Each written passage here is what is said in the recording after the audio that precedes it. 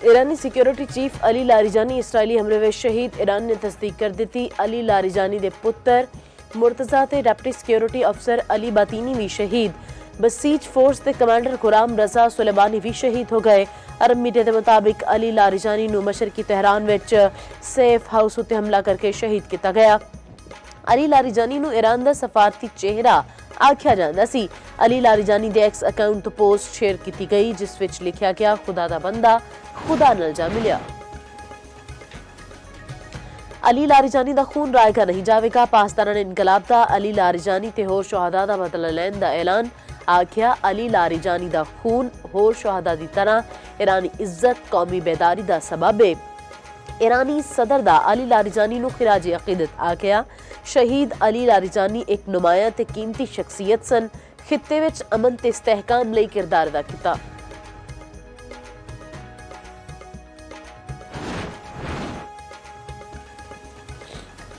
असी ईरान की क्यादत ते फौज सारिਆਂ ਨੂੰ खत्म कर दिता। ईरान की नेवी फिजाइया समेत सब कुछ तबाह कर दिता। अमरीकी सदर डोनाल्ड ट्रंप का तकरीब नाल खिताब आख्या, पिछे हटांगे ना ईरान नूं एटमी हथियार बनने की इजाजत देवांगे।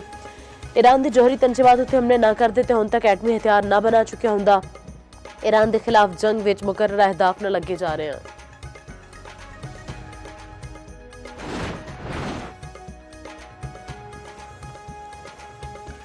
अली लारिजानी की शहादत के बाद ईरान की इसराइल उत्ते मिसाइलों की बारिश। तेल अवीव उत्ते ईरानी हमले विच कई गड्डियां तबाह, कई थावां उत्ते अग भड़क उठी। 2 अफराद हलाक, कई जख्मी।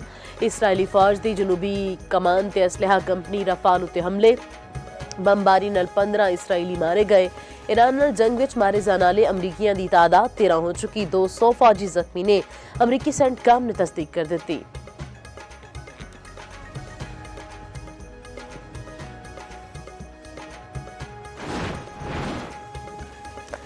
सऊदी अरब ने इस्लामी मुल्कों के वज़राए खारजा का हंगामी इजलास तलब कर लिया। इजलास अज शामी रियाज विच होवेगा। ईरानी हमले के बाद की सूरत हाल का जायजा लिया जाएगा। सऊदी वज़ारत खारजा के मुताबिक खित्ते की सूरत हाल ते इलाकाई सलामती तो मुतल्लिक अहम उमूर ते मुशावरत होवेगी।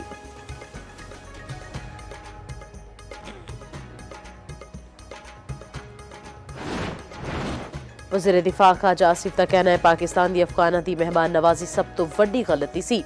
हस्पताल गए हमले का दावा करने वाले मसाजिद उत्ते हमला करवाते ने, नमाजियां नूं शहीद करते ने। पाकिस्तान ने न सिर्फ इन्हां नूं पनाह दित्ती बल्कि इन्हां लई सुपर पावर नाल टकरा गए।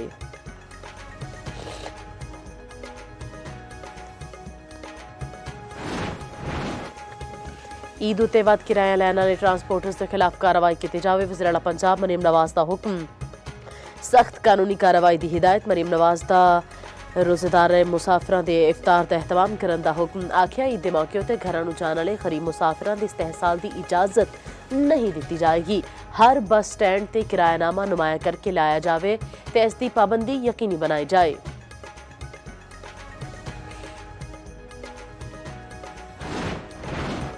पाकिस्तान स्टॉक एक्सचेंज विच कारोबार के आगाज विच तेजी। 100 इंडेक्स विच 1000 तो वध पॉइंट्स का इजाफा। इंडेक्स 1,01,034 पॉइंट्स उत्ते ट्रेडिंग।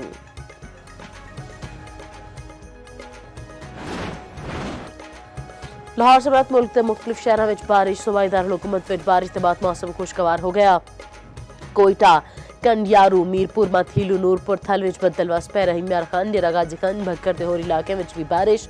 5 मार्च तक मुल्क विच तेज हवावां ते गरज चमक नाल बारिश का इम्कान।